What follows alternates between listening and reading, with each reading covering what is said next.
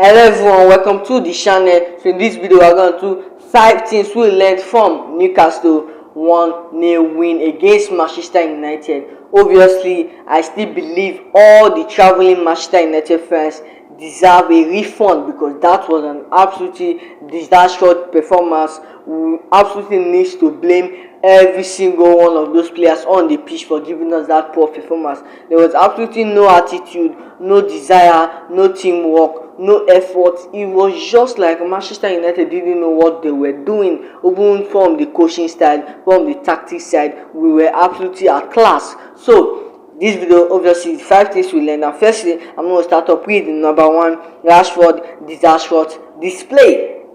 It was just like watching a kid playing against a professional. Rashford can't beat his player. Rashford, I was just wondering, like, was this the same Rashford for last season? We absolutely need Rashford for last season. This was the same guy we were depend on his goals. This was the same guy that scored 30 goals last season for us. But this season, I think he just had 2 goals, a goal that didn't meant to score, and also a penalty that he was given. Rashford haven't performed in every game this entire season, and the game against Newcastle was absolutely very worse. I was so ashamed for him. I don't just know how Rashford will be feeling, and I feel Rashford needs to be on the bench. Moving forward, Rashford needs to be on the bench. Some people will say he didn't play on his left wing position. He was moved to the right. Rashford playing on the left wing position will actually be even more worse, because Rashford can't do anything with the ball. He's just losing possession. And I feel after Bruno Fernandes giving that penalty, I think against after Bruno,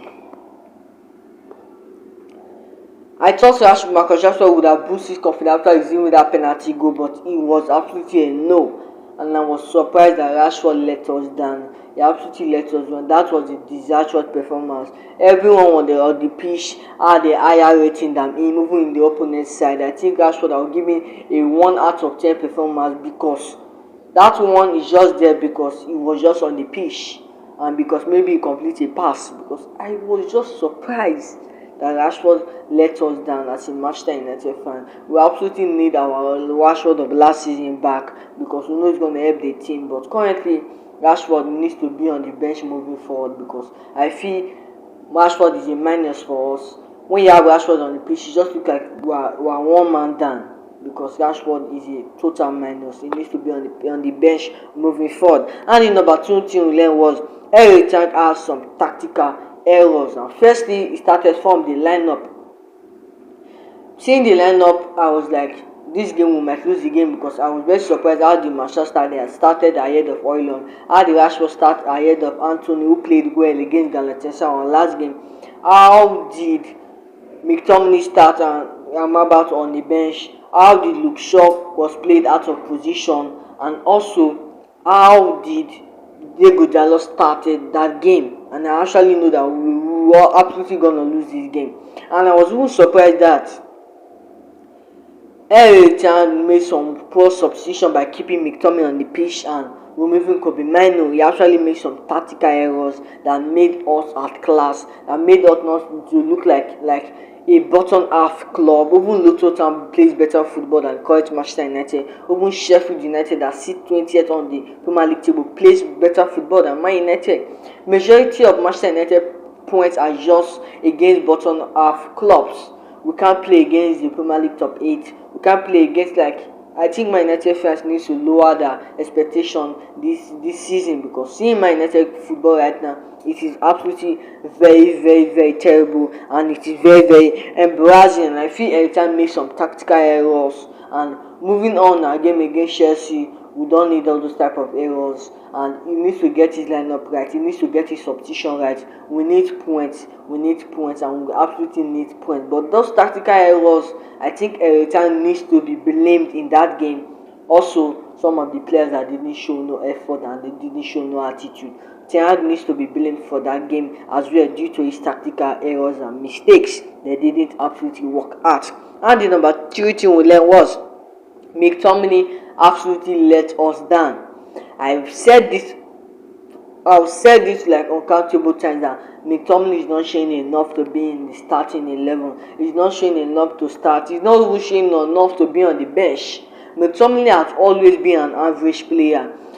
Just because of his goals that every time is starting him, that doesn't mean that he will score goals every single match. McTominay is just running out of his midfield position and just trying to score a goal. He was just ghosting in the entire pitch. He just had only 31 touches. He was actually the player with less touches in the entire game. Even both kickers had touches more than Manjonana has touches over more than McTominay. McTominay was a total crap in the entire game. We just look at McTominay was a minus as well because we didn't see what he was doing. We didn't contribute to the team. Didn't help the team moving forward. He was just on the front line trying to score a goal, and he didn't even score. It is just so embarrassing. McTominay left the midfield area trying to score a goal. Was too playing higher on the pitch, and that should be so. It was absolutely shouldn't be so. And moving forward, don't start McTominay. Please put Amrabat there ahead of McTominay. I beg you, Ten Hag, please, Ten Hag. McTominay is not showing enough to be in the starting 11, and that performance was a disastrous performance. It didn't help the team. It wasn't dropping back. It was playing out of position. Was leaving in position, and it's just so freaking terrible. And the fourth thing we learned was Kobe Manu was left alone. I think McTominay actually played a wrong part in Kobe Manu's game.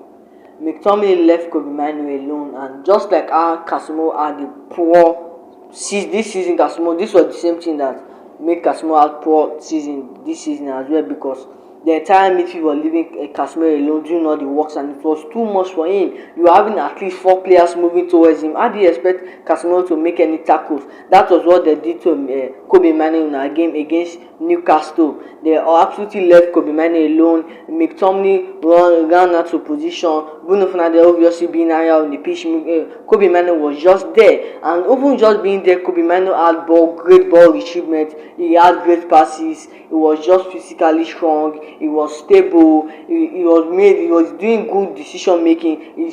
Sometimes he delays the play, he fastens the play, and I feel Kobe Manu is a player that you can say form is temporary but talent is permanent. He's absolutely a brilliant player. Even at that full pressure, even if he was left alone, he was absolutely left alone. Even in that scenario, Kobe Manu still gave us a top performance, and I love what I watched. I absolutely love what I watched from the young boy. But I feel he would have had a lot of much performance and made more contribution, made more impact if he wasn't left alone. And Eritan needs to be blamed for that, for still keeping McTominay in that pitch. And if Amrabat was there, it would absolutely help Kobe Manu in doing the defensive work. So I feel Kobe Manu was left alone. But however, she gave us a top and brilliant performance, more and more for me. And I'm so happy that we have a gem. I'm so happy that we have a talent that didn't cost us £100 million in our hands. So happy for Kobe Manu, but I still feel he was left alone.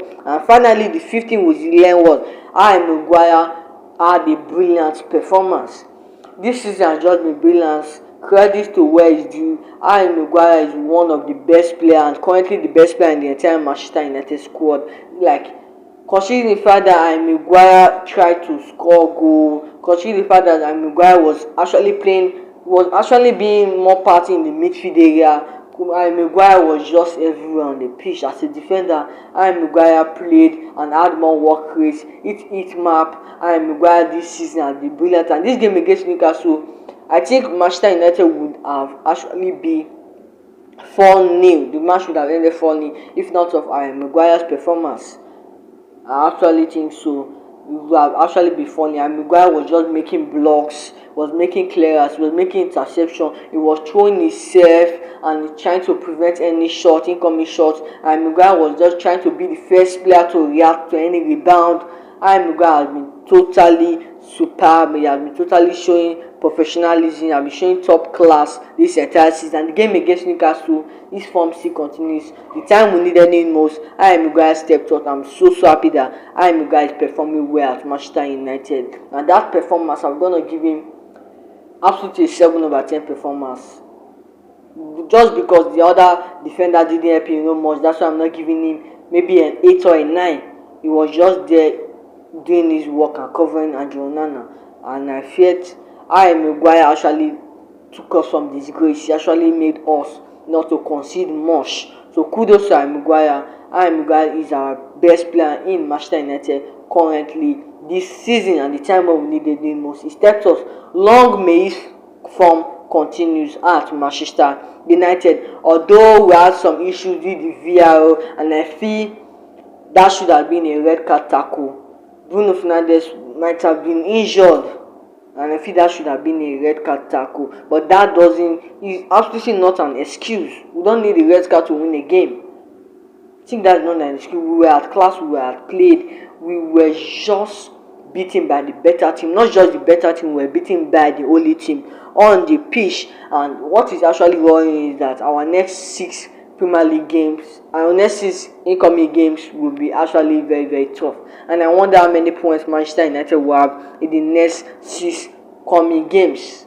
So these are the 5 things we learned from that game. That was a game that I absolutely couldn't believe that this is my team playing football. There were no desire, no effort, no teamwork, no attitude. But the only player that stand out were Kobe Manu, Bruno Fernandes. Garnacho had some chances, but he couldn't convert. I think he played well. But Marcus Rashford, Ten Hag, Wan-Bissaka, Diego Dalot, Lindelof, and McTominay as well. All those players, even Anthony Martial, they actually let us down in that game. And I feel Anthony Martial shouldn't even be in that starting 11 anymore. Putting oil in that position, Ten made the tactical error for starting Martial ahead of Oilon. So let me know your thoughts on the conversation, guys. What are your thoughts on the 5 things we learned into, and let me know what and the more things you learned in the conversation, guys. Smash a like on this video, smash your subscribe, and I'll see you in my next video. Bye, Bye, guys.